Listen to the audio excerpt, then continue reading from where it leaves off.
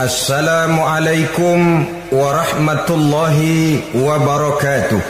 Waalaikumsalam warahmatullahi wabarakatuh. Saudara-saudara kaum muslimin, adapun iblis dan setan sudah menyadari betul bahwa iblis dan setan tempatnya di akhirat nanti jelas neraka. Itu mereka sudah sadari betul. Maka yang mereka kepengen sekarang bagaimana mencari teman sebanyak-banyaknya untuk menemani mereka di neraka nanti. Nah, inilah yang menyebabkan mereka berjibaku betul. Bahkan ada satu riwayat itu, ada waktu-waktu tertentu di mana para setan ini laporan kepada iblis. Kalau ada yang laporan gagal, bukan main marahnya si iblis ini selaku komandan.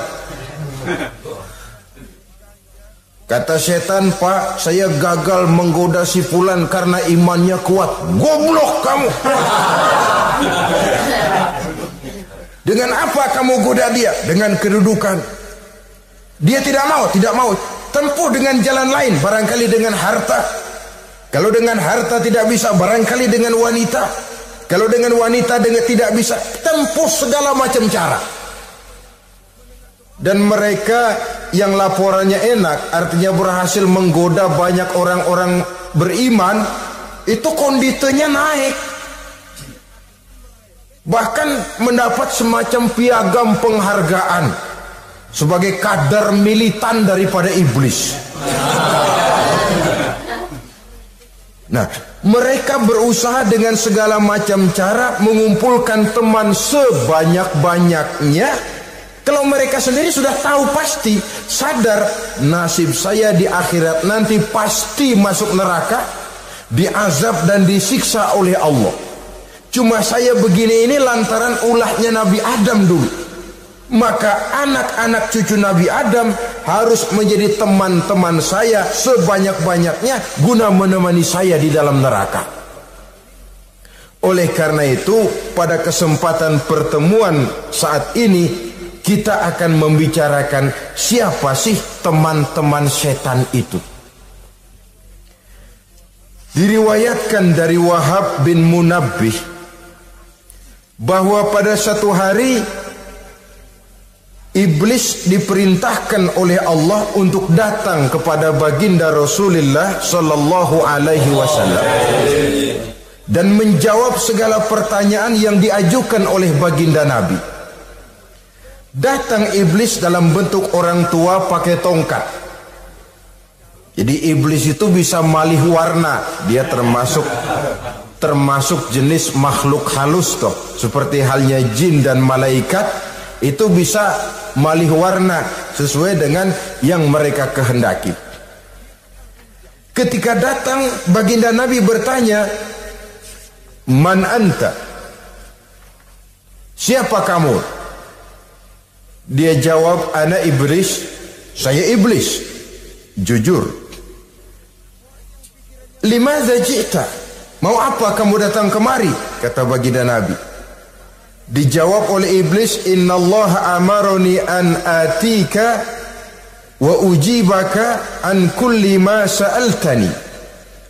Allah memerintahkan saya untuk datang kepadamu dan menjawab segala pertanyaan yang engkau ajukan kepada saya.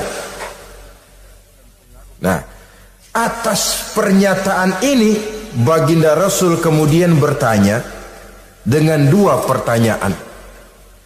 Pertanyaan pertama, iblis, "Kam ikhwanuka min ummati?"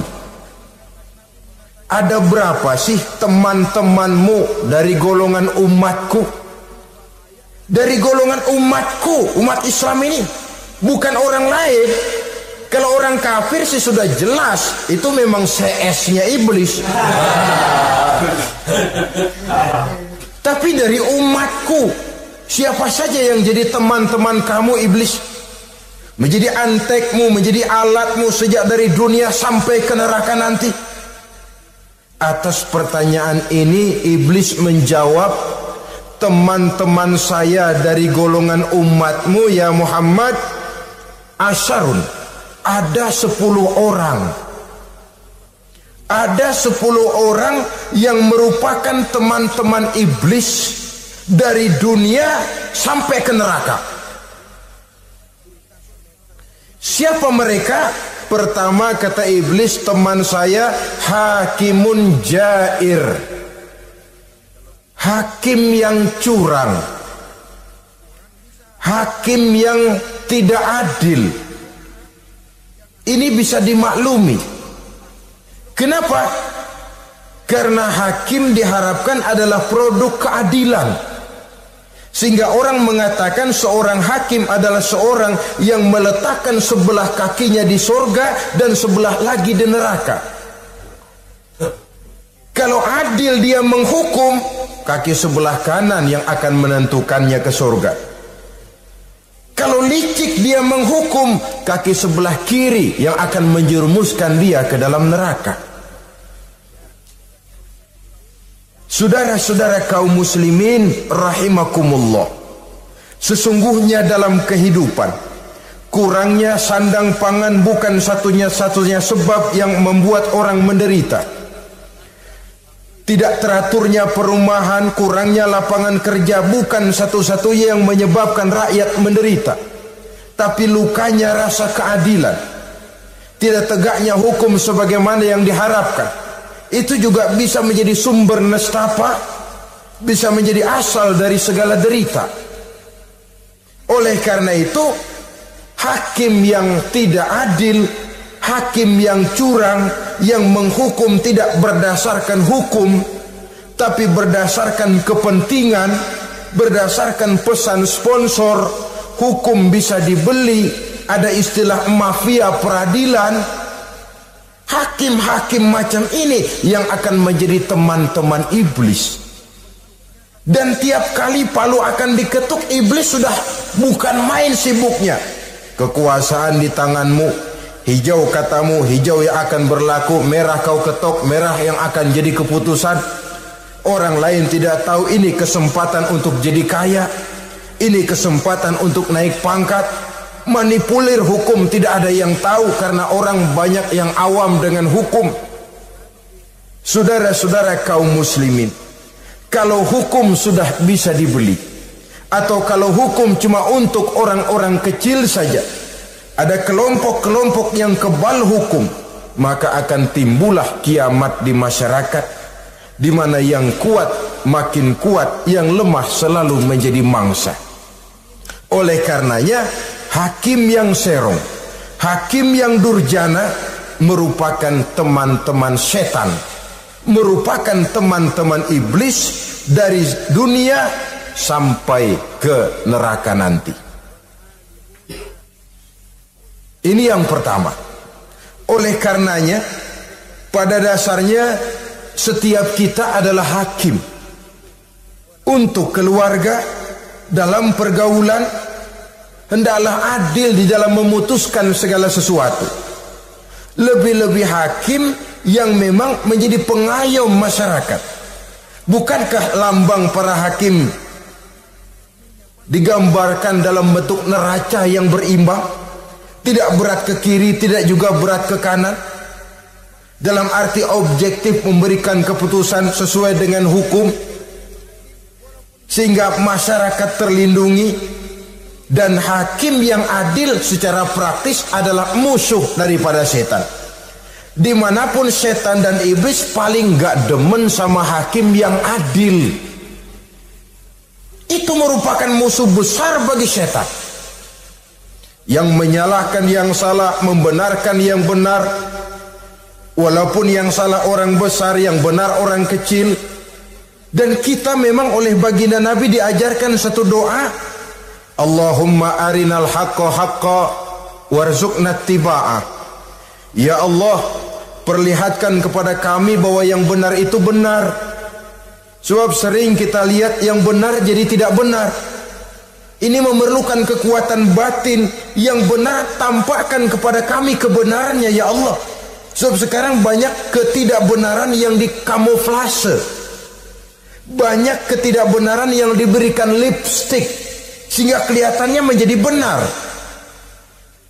Ini baik doa ini saya pikir dibaca oleh para hakim. Allahumma arinal haqqa haqqa. Ya Allah, perlihatkan kepada saya bahwa yang benar itu benar. Dan tidak cuma sekedar itu, warzuqni ittiba'ah. Berikan kekuatan kepada saya untuk mengikuti kebenaran itu. Sebab kadang-kadang terjadi juga dia tahu yang benar itu benar, tapi tidak punya keberanian moral untuk mengatakan bahwa itu benar. Dia tahu itu barang yang hak, tapi tidak terpanggil mengikuti yang hak, tidak punya kekuatan moral untuk mengikutinya. Lalu doa ini pun disambung, wa arinal batila batilan warzuqna ijtinabah. Wahai Allah, perlihatkan kepada kami bahwa yang batil adalah batil, bahwa yang salah adalah salah, bahwa yang munkar adalah munkar. Berikan kepada kami kekuatan untuk menjauhi yang munkar, yang batil, yang zalim. Saudara-saudara kaum muslimin rahimakumullah, kita sering mencaci kaum pelacur sebagai sampah masyarakat. Tapi sadarkah kita bahwa pelacuran di bidang hukum, pelacuran di bidang intelektual, kadang-kadang pelacuran di bidang agama, dalam arti menjual ayat untuk membela yang salah dan menekan yang benar, ini juga tidak kalah bahayanya dengan prostitusi, pelacur-pelacur yang kita anggap sebagai sampah daripada kehidupan masyarakat itu. Oleh karenanya, maka hakim yang adil merupakan musuh utama daripada iblis dan setan. Mereka akan sibuk sekali kalau seorang hakim sudah berketetapan untuk melahirkan keputusan hukum yang seadil-adilnya. Ini yang pertama, teman setan adalah hakim yang nyeleweng, yang tidak adil. Yang kedua, teman saya, kata iblis, ghaniyun mutakabbir, orang kaya yang sombong. Orang kaya sombong itu teman setan.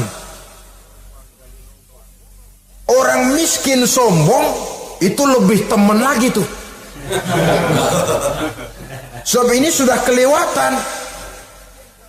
Kalau orang kaya sombong barangkali masih lumayan lah, memang kaya. Tapi kalau sudah miskin sombong, minta ampun. Orang kaya yang sombong adalah musuh iblis. Sebab pada hakikatnya tidak ada yang kaya dalam kehidupan ini kalau sudah bercermin kepada apa sih yang kita punya. Nabi Sulaiman karena merasa menguasai antara masyrik dan maghrib, satu hari pernah mohon izin kepada Allah. Ya Allah, saya mohon izin kepadamu untuk memberikan makan kepada seluruh makhluk-makhlukmu sekedar satu hari saja. Baik, satu hari Nabi Sulaiman mau menjamin menanggung makannya semua makhluk karena merasa kaya. Baik, kata Allah. Lalu sibuklah Nabi Sulaiman mengadakan persiapan. Seluruh bala tentaranya, jin, binatang dikumpulkan, mengumpulkan makanan yang sebanyak-banyaknya, diatur di satu lapangan yang sangat luas. Sebab ini yang mau makan tentu tidak sedikit. Nah, sudah selesai persiapan, kata Allah, sudah selesai Sulaiman? Sudah, ya Allah. Nah, aku mulai dari makhlukku yang paling di bawah, ikan. Ikan Nun dipanggil oleh Allah. Rezekimu hari ini mau ditanggung Sulaiman. Naik, makan. Naik ikan ini. Sekali makan seluruh persiapan habis. Goleng kepala Nabi Sulaiman, beliau sadar lalu sujud, maha kaya engkau ya Allah. Boro-boro nanggung makanan semua makhluk hidup sehari, ikan satu nggak keurusan. Ini baru sekali makan, bagaimana nambahnya? Jadi apa sih yang kita anggap kaya ini? Maka orang kaya yang sombong pada hakikatnya kacang yang lupa akan kulitnya. Tidak ada yang kita bawa pada saat kita terlahir ke alam ini, sebagaimana juga tidak ada yang kita bawa pada saat kita meninggalkan alam ini. Harta kita akan pindah nama. Sebab itu yang perlu kita jaga pada hakikatnya tidak lain nilai-nilai iman, sebab ini yang akan kita bawa. Cuma ironinya, karena iman itu abstrak, bukan benda, orang yang kehilangan iman tidak pernah ribut. Sebaliknya, karena harta itu materi, benda konkret, orang yang kehilangan harta cepat merasa, cepat ribut. Motor hilang, ribut. Kenapa? Motor itu benda, kelihatan. Duit hilang, ribut. Televisi hilang, ribut. Kenapa? Benda. Tapi kalau iman yang hilang, wah kelihatannya tenang-tenang saja, Pak.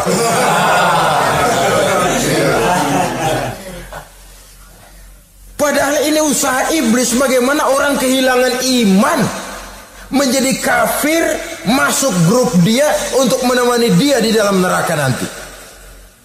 Dia gelincirkan iman kita, dan kita sering tanpa terasa telah mengalami pergeseran nilai-nilai iman, kalau tidak tergusur sama sekali. Cuma saya katakan tadi, oleh karena iman ini bukan benda, orang yang kehilangan iman kurang begitu merasa, padahal ini yang paling berharga. Sebab ini yang akan kita bawa menghadap Allah. Orang itu kalau sudah yakhruju minad dunya bighairi iman, keluar dari dunia, meninggalkan dunia dan seluruh isinya, kembali menghadap Allah dengan tidak membawa iman, tempatnya jelas sudah. Itu yang paling kita khawatir. Pangkat jelas tidak kita bawa, harta benda akan pindah nama jadi milik ahli waris kita. Tiba-tiba iman yang cuma satu itu tempat kita bergantung hilang juga dari diri kita. Dengan apa kita mau menghadap Allah? Dan kemalangan apa yang lebih besar dari orang-orang yang telah kehilangan iman pada saat dia menghadap Allah Subhanahu wa ta'ala. Karena itu saudara-saudara, terutama yang diberikan amanah berupa harta oleh Allah dalam kehidupan ini, bersyukurlah kalau saudara diberikan kepercayaan oleh Allah untuk menyalurkan rezeki kepada orang lain. Seperti keran yang nyimpen air tapi tidak untuk dirinya, disalurkan kepada yang memerlukannya. Rezeki dia cuma lewat tangan saya. Rezeki dia cuma lewat tangan saya. Berbahagialah orang kalau dipercayai Allah untuk menyalurkan rezeki kepada orang lain. Artinya agen. Yang ditunjuk jadi agen Allah, kok nggak bangga?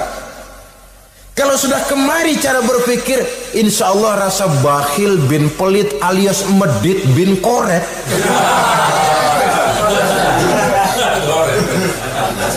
Itu insya Allah nggak ada. Kan kadang kita berpikir, yang nyari duit gue setengah mati, lu datang-datang mau minta aja pala lu. Kan itu toh kadang-kadang cara kita berpikir. Ya boleh jadi lalu terasa berat. Tapi kalau kembali kepada kesadaran, barangkali alhamdulillah rezeki dia cuma lewat tangan saya. Kalau saya nggak ngasih dia, barangkali nggak semudah ini saya dapat rezeki. Allah mudahkan rezeki saya karena saya sering membantu orang-orang yang memang memerlukannya. Andai kata saya nggak membantu mereka, belum tentu rezeki selancar ini.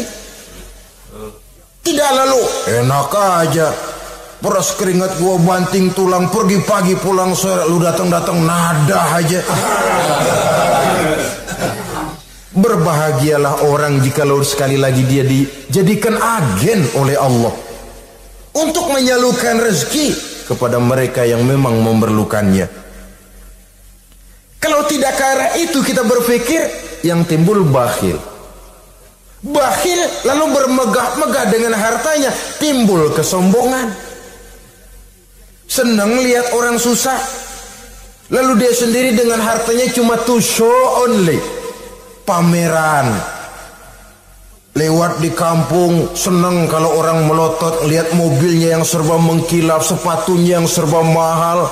Senang kalau wah, semua gaya hidupnya serba jet set. Wah.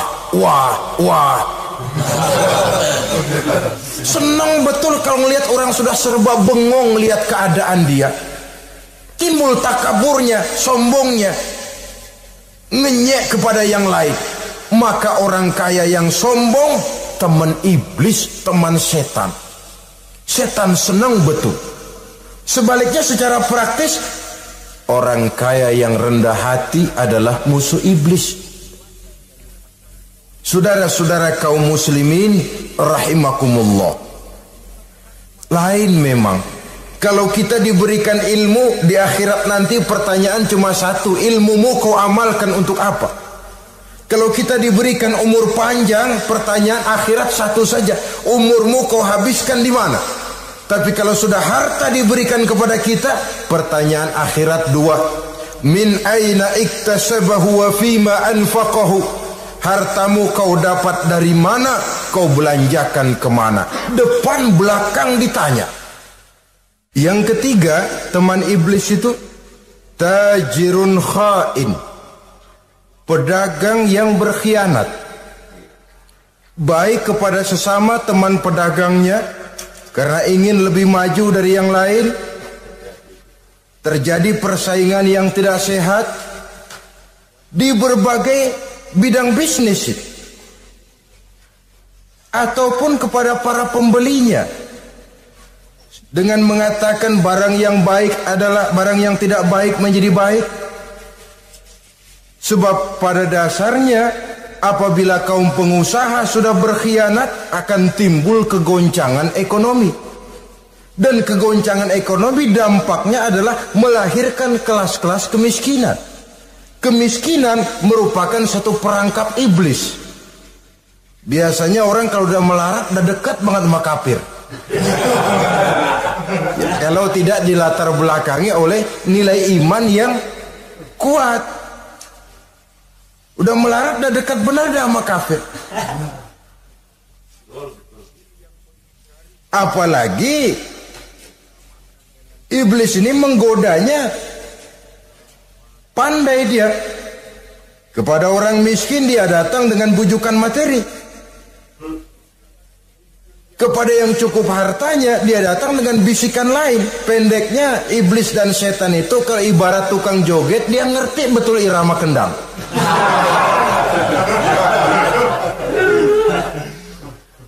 Di mana kelemahan orang itu dia selidiki, dia pelajari, dari arah situ dia masuk. Dan secara strategi perang, iblis dan setan ini posisinya memang lebih menguntungkan daripada kita. Kenapa? Dia melihat kita, kita mah nggak lihat dia. Dia bisa pelajari kebiasaan dan kecenderungan kita. Kita nggak tahu kadang-kadang kelemahan kita. Dari arah itu dia masuk. Posisi dan strateginya lebih menguntungkan daripada kita. Saudara-saudara kaum muslimin rahimakumullah. Bila ekonomi sudah goncang, terjadi penimbunan barang, terjadi spekulasi harga, timbullah kegoncangan sosial.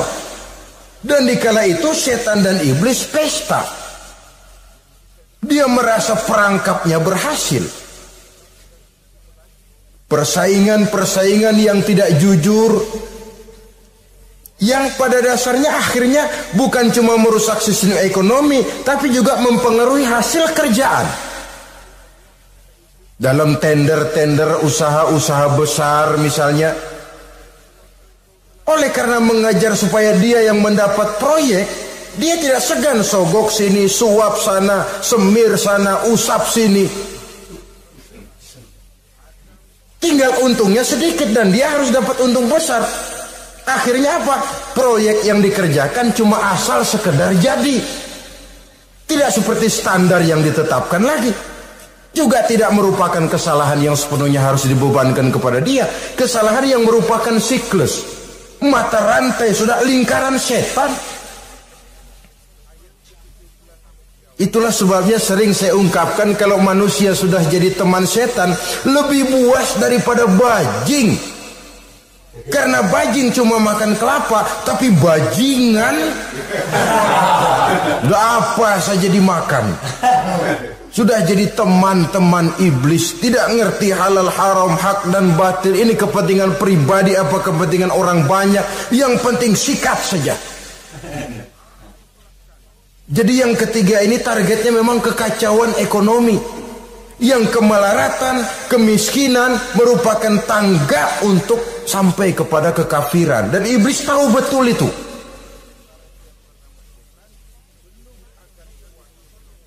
Lain misalnya contoh yang diberikan oleh Rasul. Rasul kan pernah dagang di kala remaja itu, membawa dagangannya Siti Khadijah, kain. Beliau dagang kain. Berapa kain ini? Oh, kalau ini saya ambil dari Ibu Khadijah 25 rupiah. Saudara mau beli saya berapa terserah, asal saya ada untungnya. Dan kalau modalnya 25, betul-betul beliau bilang 25. Jujur. Kita kan enggak, udah bohong campur sumpah lagi.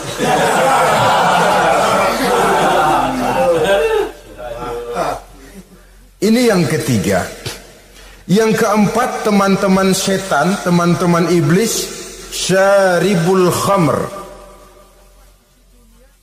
Orang yang minum arak, pemabuk, itu teman setan. Bahkan divonis tidak beriman orang yang pada saat meninggal dunia di dalam perutnya itu masih ada khamr. Tidak beriman divonis. Jadi dalam satu pesta di mana disediakan minuman-minuman keras, iblis itu sudah masang perangkap. Dan bila minuman itu dihampiri orang, dia mulai senang, wajahnya berseri-seri. Kalau minuman dituang ke gelas, dia tepuk tangan. Bila minuman mulai mengalir ke tenggorokan, dia jijimprakan iblis. Girang bukan main.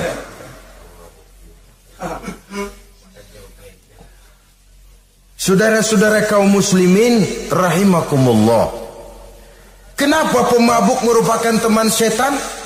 Karena dalam keadaan mabuk, orang kehilangan daya kontrol. Perbuatannya nyaris tidak terkontrol lagi. Tidak ada rahasia, tidak ada harga diri, tidak ada sifat memelihara. Dan itu ciri-ciri daripada iblis. Syaribul khamr, orang yang suka meminum minuman keras. Itulah sebabnya memang dalam hidup ini kita harus punya filter. Allah selalu menghendaki yang terbaik dan memilihkan yang terbaik untuk kita. Kalau sudah itu minuman yang baik kata Allah, itulah memang yang baik untuk kita. Kalau itu dilarang oleh Allah, itulah memang yang tidak baik untuk kita. Jadi kalau sudah qat'i dalilnya, gak usah buang energi menyelidiki apa manfaatnya. Kalau sudah qat'i dilarang, gak usah buang energi menyelidiki apa bahayanya khamr. Allah tidak akan melarang sesuatu yang mengandung manfaat. Yang dilarang Allah tentu yang membawa mudarat dan bahaya di dalam kehidupan. Bukankah sekarang ini minuman keras sudah merupakan penghias pesta? Merupakan kebanggaan di kalangan remaja? Termasuk dalam kata khamr ini ya morfin, ganja, narkotik, dan yang sejenis dengan itu. Orang sudah merasa bangga kalau sudah fly to the sky, membumbung ke angkasa, katanya dunia ini luas, lupa segala macam persoalan. Tapi sampai kapan? Sampai kapan orang merasa membumbung? Sampai kapan orang merasa bisa meninggalkan segala persoalan? sampai mabuknya selesai. Ya kalau gitu mabuk aja terus. Lalu apa artinya kehidupan ini? Mabuk kan nggak ngerugiin orang lain. Kalau saya nyolong kan ngerugiin orang lain. Kalau saya korupsi ngerugiin orang lain. Kalau saya zina jelas ada orang lain yang dirugikan. Tapi minum khamar, siapa yang rugi? Uang saya. Saya beli dengan uang saya, yang minum pun saya. Siapa yang rugi? Saudara, ini pemikiran sepihak namanya. Pertama jelas merugikan diri sendiri. Kesehatan terganggu, pertumbuhan IQ, ya, daya pikir jadi jumud bin beku. Tidak ada idealisme ke arah depan. Yang ada ya, yang dipikirkan ya, yang di depan hidungnya saja. Dan konon itu pada mulanya memang orang kan sifatnya cuma ingin tahu. Nyobain ketagihan. Ya kalau orang tuanya masuk golongan have, mampu. Kalau orang tuanya termasuk ekonomi lemah, sedangkan kecanduan hal yang tidak bisa ditangguhkan.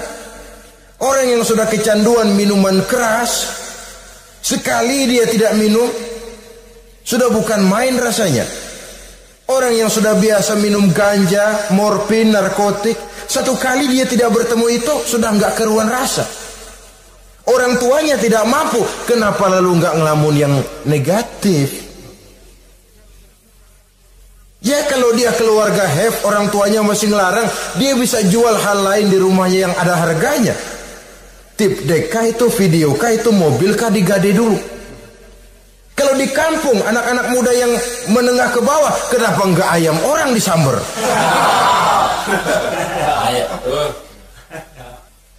Terjadilah perbuatan negatif yang akhirnya merembet kepada merugikan orang lain. Hakikatnya zohirnya memang pada mulanya hanya merugikan diri sendiri, tapi lambat laun akan merembet juga kepada merugikan orang lain. Oleh karena itu pantas kalau dalam perjalanan Mi'raj begitu hendak start dari Masjidil Aqsa menghadap Allah, kepada baginda Nabi disodorkan 2 gelas minuman, segelas susu dan segelas arak. Muhammad, kau ambil salah satu minuman itu, kau minum. Mantap. Nabi mengambil gelas yang isinya susu lalu beliau minum. Selesai minum kata Jibril, Sadaqta ya Muhammad, laqad asabtal haq. Kamu benar Muhammad, pilihanmu tepat. Kenapa? Untung saja susu yang kamu minum. Kalau arak yang kamu ambil, kamu pilih dan kamu minum, pasti umatmu bakal pada jadi umat teler semua nanti. Wong Nabi milih susu saja umatnya masih banyak yang teler. Apalagi kalau beliau memilih khamar waktu itu. Tapi ini sekedar simbol bahwa begitulah kita dalam hidup. Saudara, kalau di depan kita ditaruh segelas jamu, segelas sirup, kira-kira pilih mana? Jamu. Sirup apa jamu? Jamu. Orang yang berpikir panjang ke depan, dia bakal pilih jamu. Memang pahit, getir, nggak enak, tapi besok pagi badan enteng, kerja semangat, berpikir cerdas, gairah ada. Orang yang pikirannya pendek, ngapain jamu getir nih, sirup nih, manis ini. Dia minum, bukan main manisnya, besok pagi bibir pada jontor. Begitulah dalam kehidupan ini. Maka hendaknya kita berusaha dengan sekuat kemampuan untuk menghindarkan diri dari minuman keras dan pengaruh-pengaruhnya. Yang kelima, teman iblis itu al-qattat, tukang-tukang fitnah. Itu suling iblis itu, trompet setan. Sebab apa? Benar kalau Quran mengatakan, Nabi mengatakan al-fitnatu asyaddu minal qatl. Fitnah lebih bahaya dari pembunuhan. Sebab apa? Pembunuhan membunuh orang secara langsung. Fitnah membunuh orang pelan-pelan. Kalau mati mau mendingan cepat daripada pelan-pelan. Pelan-pelan mati, cepat mati enakan cepat, nggak ngerasain sakit. Fitnah membunuh orang pelan-pelan. Nama baik orang hancur, dicoreng-moreng di tengah masyarakat. Maka tukang-tukang fitnah, teman-teman setan dari dunia sampai ke neraka nanti. Karena fitnah lebih bahaya daripada pembunuhan. Mengada-ada yang tidak ada diada-adakan, fitnah. Melebih-lebih, berita semeter jadi 3 meter, yang 2 meter. Ya kalau positif, kalau negatif, fitnah. Memang orang bilang kalau kita nitip duit jangan harap lebih, kurang bisa. Tapi kalau nitip omongan jangan harap kurang, pas saja sudah untung itu. Biasanya lebih, namanya omongan. 1 meter jadi 2 meter, 2 meter jadi 3 meter. Itu sifat dari yang namanya omongan. Kita kirim uang, udah gak bakalan lebih dah. Ini nitip uang sama saya 50.000, tambahin 10.000, langka yang berpikir begitu. Kurang malah bisa, enak aja nitip. Gue kan kemarin pakai ongkos. Itu mah transport misalnya. Tapi kalau sudah nitip omongan, pas saja sudah untung loh. Biasanya malah lebih. Fitnah pernah melanda Nabi Zakaria. Fitnah pernah melanda Habil dan Qabil. Fitnah pernah melanda Nabi Ibrahim. Fitnah bahkan pernah melanda kehidupan baginda Rasulullah sallallahu alaihi wasallam. Dalam peristiwa yang lazim kita kenal dengan hadisul ifki, bagaimana gosip pun sempat mengguncang rumah tangga kehidupan baginda Nabi. Sehingga pantas kalau beliau sendiri mengatakan al-fitnatu asyaddu minal qatli. Fitnah itu lebih bahaya daripada pembunuhan, karena fitnah membunuh orang secara pelan-pelan. Saudara-saudara kaum muslimin rahimakumullah, lidah tidak bertulang. Sohirul jirmi azimul jurmi, kecil bentuknya tapi besar akibatnya. Kalau kita luka karena silet 2-3 hari boleh sembuh, tapi luka karena lidah seumur hidup kita ingat. Asal lihat orangnya ingat, nih dia nih yang ngomong kagak enak banget, gua tandain dah.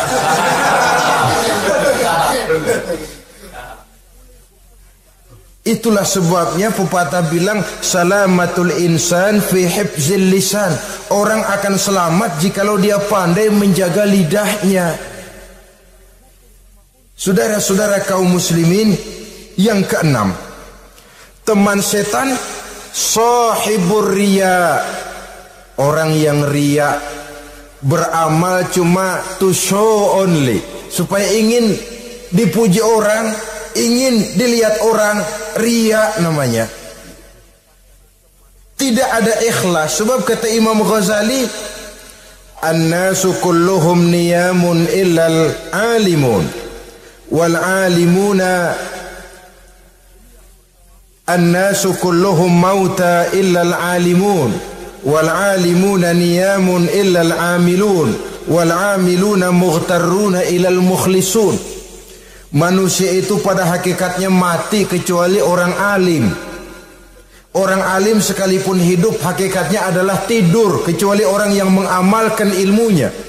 Dan orang yang mengamalkan ilmunya banyak yang tertipu, kecuali orang yang ikhlas. Tepat ini fatwa Imam Ghazali. Manusia hakikatnya tidur kecuali orang yang alim. Orang yang alim walaupun hidup tapi tidur. Hidup tidur, ya nggak bisa berbuat banyak kecuali orang yang mengamalkan ilmunya. Dan orang yang mengamalkan ilmunya banyak yang tertipu kecuali yang ikhlas. Jadi kalau amal itu adalah jasad, ikhlas itu adalah ruh. Amal tanpa ikhlas patung. Patung tidak bisa berkembang, tidak bisa berbuat banyak, namanya patung. Itu amal tanpa ikhlas. Ini termasuk penyakit batin toh, ikhlas, riya, ujub, sum'ah. penyakit kepengen didengar orang, penyakit kepengen dilihat orang. Wah, kalau sembayangnya dilihat orang mantap betul, kayak besok mau mati. Tapi kalau sudah sembahyang nggak dilihat orang, wah kilat khusus, cepat bukan main. Ria. Ini yang menghancurkan amal ini nggak terasa. Sifat kita sendiri. Ria ini menggeragoti amal sebagaimana api menggeragoti kayu bakar. Yang ketujuh, teman setan akilu malil yatim. Orang yang memakan harta anak yatim. Itu setan senang betul itu. Dia bisikan, nah kau kan ngurus anak yatim. Kau sudah menanamkan budi kepada mereka, jadi wajar kalau kau ambil bagian. Mula-mula memang dalam batas yang wajar, makin lama malah berebut sama yatimnya. Makin kesonoin, yatimnya malah nggak keduman, panitianya yang kenyang. Akilu malil yatim, orang yang memakan harta anak yatim secara zalim, ini merupakan teman setan. Sebaliknya, orang yang melindungi anak yatim, kata Nabi, seperti dua jari ini dengan aku di akhirat nanti. Dekat derajatnya dengan Rasul. Yang kedelapan, teman setan al-mutahawinu bis shalah. Orang yang nganggap enteng sholat, ngenteng-ngentengin sholat. Nanti aja dah, kalau udah tua-tuaan, sembayang mah gampang, saban sari ada. Kalau ini nih tinju jarang-jarang. Al-mutahawin, ngenteng-ngentengin. Pada dasarnya agama itu mudah. Jangan dipersulit, tapi juga jangan dipermudah. Agama itu tidak berat, jangan diberat-beratin, tapi juga jangan dienteng-entengin. So yang enteng kalau kita entengin, akhirnya menganggap remeh. Mulanya memang sedikit, makin lama makin banyak, makin lama makin banyak, makin bertumpuk. Apalagi kalau sadar kita sholat adalah tiang daripada agama. Bagaimana rumah akan tegak tanpa tiang yang kuat? Bagaimana agama akan tegak dalam diri seseorang kalau sholatnya dia enteng-entengi? Jangankan yang sunnah, yang wajib saja. Kadang-kadang tutup lubang gali lubang. Padahal itu merupakan tiang pokok. Rumah itu untuk kuat harus ada tiang-tiang tambahan. Tiang tambahan ini ya nawafil, ya rawatib, solat-solat sunnah itu. Itu untuk menjaga stabilitas temperatur batin kita kepada Allah. Al-mutahawinu bis shalah. Jadi kalau sudah masuk waktu, beduk misalnya berbunyi, azan berkumandang, iblis mulai menyebar bala tentaranya. Pasukan, siap.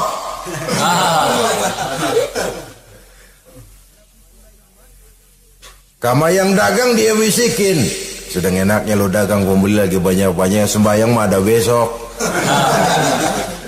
Sama yang kerja, jangan ditinggal ini kerjaan, tanggung, sembahyang masih ada besok. Saudara-saudara kaum muslimin rahimakumullah, andai kata kita berhasil, kita tinggalkan kesibukan, lalu kita pergi sholat, apa iblis diam? Setan tenang? Tidak, masih dia bisiki kita. Iya, kalau mau sembahyang ya sembahyang, cuman buruan udah. Nah, yang mau belanja, yang menunggu, bukan main. Sampai ruku kita tidak sempurna, bacaan kita semrawut, sujud kita tidak lengkap, sholat juga, tapi disitulah masuk iblis. Atau kalau itu kita berhasil cegah, ruku tertib, ada tumakninah, sujud bagus, iblis masuk lagi. Wah, memang sembahyang kamu mantap, orang lain gak ada yang sembahyang kayak kamu. Yang timbul apa? Ujub, sombong kepada diri sendiri. Begitu rapi sembahyang, lo ya pada kagak sembahyang, apaan lo? Gua nih Itu sudah perangkap iblis. Jadi lewat segala macam cara dan jalan. Kepada yang ibadahnya bagus ditanamkan rasa ujub. Kepada yang mau berusaha bagus ditanamkan sifat was-was, buru-buru. Saudara-saudara kaum muslimin, ini yang ke-8. Yang ke-9, mani'uz zakah. Orang yang enggan membayar zakat itu teman setan. Gak ada urusan sama zakat. Sayang-sayang harta dizakatin. Saudara-saudara, padahal zakat itu kata Nabi, zakku amwalakum biz zakat. Bersihkan hartamu dengan zakat. Jadi barangkali bercampur harta itu dengan sedikit yang tidak baik, bercampur dengan yang kotor. Zakat itu membersihkan yang lain. Kita misalnya dalam satu kelas punya murid 40 orang, 42 orang. Ada 2 orang yang bandel, nggak ketulungan. Sudah segala macam cara kita perbaiki, nggak juga berhasil. Ini kan kalau nggak diatasi kan mempengaruhi yang teman-teman yang 40 orang. Untuk menyelamatkan yang 40 ini, nggak apa-apa yang 2 keluarin. Bikin pemecatan. Anak saudara, kami sudah tidak sanggup lagi mengajar. Dengan ini kami berhentikan dari sekolah yang kami pimpin untuk menyelamatkan teman-teman yang lebih banyak. Mengeluarkan yang 2 untuk menyelamatkan yang 40. So kalau tidak ini nanti ngerembet, yang 40 ngikut jadi ngeres. Itu juga harta. Zakat untuk membersihkan yang masih tersisa. Yang terakhir, yang ke-10, teman setan, musuh, teman iblis, man yutilul amal. Orang yang terlalu panjang angan-angan. Penghitung bintang di langit. Yang hidup cuma ngitung jikalau. Wiridannya cuma jikalau.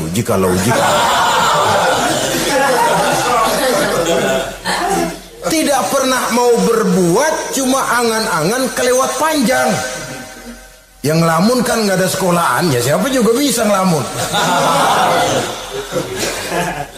Orang bukan tidak boleh bercita-cita, bahkan cita-cita yang mendorong kita untuk bergairah dalam kehidupan. Tapi kalau cita-cita tanpa langkah konkret, yang penting kan punya kemauan, lebihnya tawakal, nggak cukup. Pernah datang ke masjid seorang sahabat. Begitu sampai dia turun dari onta langsung menghadap baginda Nabi. Nabi tanya, ontamu udah diikat belum? Belum ya Rasul. Kenapa? Saya tawakal kepada Allah. Tuh orang diomelin sama Nabi. Ikat dulu, habis gitu baru tawakal. Betul toh. Ikat dulu tuh onta, lebihnya baru tawakal. Kalau udah diikat masih lari juga, itu tawakal. Lah belum diikat udah tawakal. Orang yang terlalu panjang angan-angan, yang akhirnya kalau tidak merusak cara berpikirnya, akan mendorong dia kepada perbuatan yang negatif untuk mewujudkan angan-angannya itu. Macam misalnya ya, pakaian kepengen bagus, harta mau banyak, usaha ogah, kerja capek sedikit tidak mau, kepengen seperti orang-orang, lalu ngelamun. Kalau tidak jadi gila, ya merusak perbuatannya. Kan berapa banyak orang yang kepengen kaya gagal lalu jadi sableng. Kertas koran ditumpukin, dikantongin, dia kira gepokan duit. Hawanya duit udah banyak aja. Tulul amal, terlalu panjang angan-angan. Nah, saudara-saudara, kalau kita sudah tahu itulah teman-teman setan, teman-teman iblis, mari kita berusaha jangan termasuk salah satu di antara 10 orang yang menjadi teman-teman iblis ini. Lalu cara untuk mengatasinya bagaimana? Imam Al-Ghazali rahimahullah memberikan tuntunan.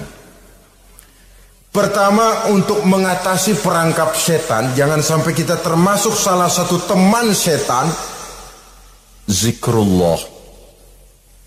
Banyak ingat kepada Allah. Sebab Nabi bersabda, inna zikrallahi ta'ala fi janbi syaitan kal akillati fi janbi ibni Adam. Sesungguhnya zikrullah, zikir kepada Allah itu dapat menyakiti setan sebagaimana penyakit menyakiti lambung anak Adam. Jadi setan itu akan kurus kalau kita hantam pakai zikrullah. Setan tidak berdaya, lemah kalau kita hantam pakai zikrullah. Ingat Allah, selalu merasakan kehadiran Allah dekat dalam hidup. Itu senjata pertama. Dengan zikrullah, setan kurus. Kalau udah kurus, ya lemas, nggak berdaya ngadepin kita. Tapi kalau nafsu yang kita ikutin, kita umpanin tuh setan.